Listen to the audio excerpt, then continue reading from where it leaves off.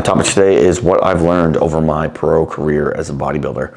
I'm going to give you the top 3 things that I've learned that should be considered to any lifter, any person looking to get to that status. Number 1, there is not one way to build muscle. There's not one protocol, there's not one theory, there's no dream or magic formula that everyone thinks there is, or like these science-based lifters are trying to push their way is the number 1 way, but they're all skinny and they don't have no muscle. So there is like this is the one thing that I always push, and most pros will do the same. There's not one way. Like, you can lift heavy. Like, some people just respond differently to different stimulus. So one person might respond to heavy lift and low reps. The next person might respond to high volume, low weight. The next person might respond to a combination of the two. I know myself, my upper body, I am a tricep, shoulder, and chest dominant person. So those movements for me, those body parts grew very quick, and I could lift extremely heavy in my younger years. And that's the way I trained. I trained heavy. I went all the way down to like 2, 3, 4 reps in bench press and stuff like that. And I was lifting 5+ plates aside in my early mid-20s, doing skull crushers with 2.5 plates on the easy curl bar. Like, it was just stupid thinking about it now.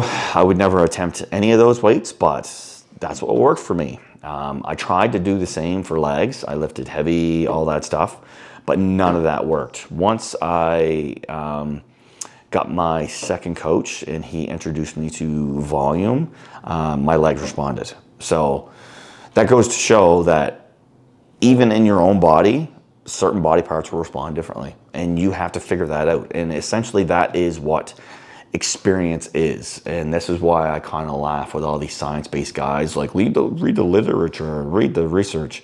Okay, let's get down to it. What is experience but trial and error over a period of time? That is what research is. Trial and error over a period of time, but they've actually written it down. So because I didn't write down my experience in a journal or a novel and fucking put it out there, doesn't mean it's not a proven fact. So, in any other bodybuilder will tell you the same. We've all tried all the different protocols. We've all tried all the different thought processes and exercises, and we've tried different angles, and we've tried all these things, and we've learned that certain things work and certain things don't. And that is what experience is. It's the exact same thing. And that's why I find it comical when these guys argue and they just want to use these big words like sagittal planes and sacral fire, microfibrils. What you're saying, you're just making yourself look dumb. Like, you're making yourself look stupid because you're using big words to confuse people and make, like, case in point, I had someone come up to me the other day in the gym and thank me for my channel. And I just thanked him and said, "Oh, I appreciate that. Thank you for kind words." And his straight up response was, "Yeah, I was following this guy and he was really science-based lifter and he was just too confusing. I didn't understand what he was saying. As soon as I got onto your channel, you break it down and you make it understandable. And my lifting has responded a lot since then." And all I said was thank you. I was respectful to the other YouTuber. I was like, yeah, no, that's great to hear, blah, blah, blah. Keep progressing, keep researching, and continue on. So it goes to show right there, you're getting people watching you, but if they don't understand what you're saying, they can't use your information. So break it down into a way that they understand what you're saying. That is my advice to these science-based guys. Break it down. Like, if this is what you believe in, great. But you got to understand there's not one theoretical way and not one protocol that's going to be the best optimal way to build muscle all over the body. It's multiple different ways. Like that's where the genetic word comes into. It's genetics. Like some muscles are just built to grow a certain way. Like some people's biceps will never have a good peak. That's just the way it is. You can train it all you want, but it's never going to have a good peak. Some people's triceps are just not going to be hanging triceps. They're not going to be big girthy triceps. They're going to be straight across. Going to be strong, but they're never going to have that size. So these are things that people have to realize. So that was the big number one thing I've learned over my pro career. Number two, diet is key. No matter what you do or how hard you train or how much knowledge you have, you can't out-train a bad diet. So all these guys out there lifting great and then going out and having a bacon double cheeseburger or what I call the beige diet, basically anything fried,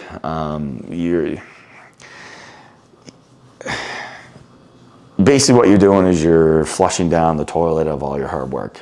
In my mind, if you have a goal and it is physique based, you have to start in the kitchen. Point blank. There is no other magic pill or magic supplement that you think you're going to take to neutralize crappy eating. You just can't. There is physically nothing. So you need to basically start in the kitchen, prep your meals, prep your week, and then change your focus to the gym. So you step it out. You got to be methodical, and you have to be built mentally to be able to do this mind-numbing, consistent behavior for a long period of time. That's essentially what bodybuilding is being able to put yourself in a mindset that regardless of what's going on outside, whatever's in your control, you are stuck in this mind-numbingly consistent behavior. So things stay consistent. You see the path and you don't veer off the path. And that if you want to be a pro bodybuilder, that is what it takes. Unfortunately, people have a hard time realizing that. They don't want to give up their partying and they don't want to give up their social life and blah, blah, blah, blah. But in the end, if you want it bad enough, it comes down to if you want excuses or results. So that is one thing that a lot of people have a hard time dealing with, but it's true. And the last big thing, number three, would be as much as people think that bodybuilding is an individual sport, it takes a team. It takes a support system. It takes friends. It takes a training partner. It takes your gym motivation, like your gym culture, the motivation that you see on a daily basis. A coach, if you have one. It takes all this to create that drive and that mentality to keep pushing yourself every single day, day in, day out, and keep on that consistent behavior to produce the best physique possible. Because it's hard. It is extremely hard. I myself tried out for multiple professional sports, and bodybuilding was the one that I was able to reach that level. And by far, it is the hardest mentally and physically compared to other sports. I'm not saying the football pro life is not hard. I never reached that level, but bodybuilding is tough for basically there is no time off.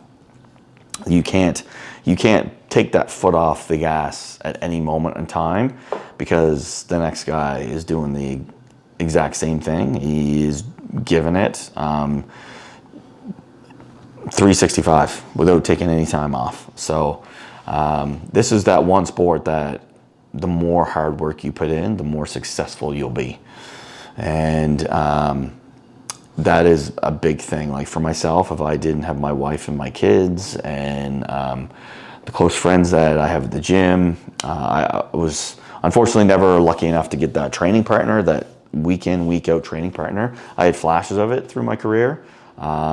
but I was never able to kind of hammer home that one person that was there consistently throughout it. So it does. It takes a team of people. It's not just you are up there on the stage by yourself, but it took a team to get you there, and everyone needs that help, that support system, and people need to realize that it's just as much as it has that outlook appearance of an individual sport.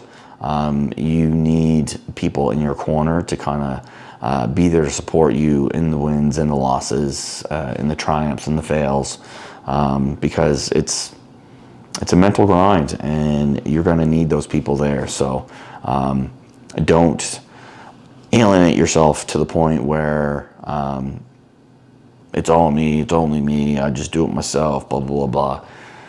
Because at the end of the day, when all this is over with and your body just can't take bodybuilding anymore, you're going to have nobody. So be prepared to take in that advice and that support system. So those are the big things that I've realized over my time being a pro bodybuilder, and hopefully you guys take that in and consider it the next time you're trying to get your goals. So keep lifting.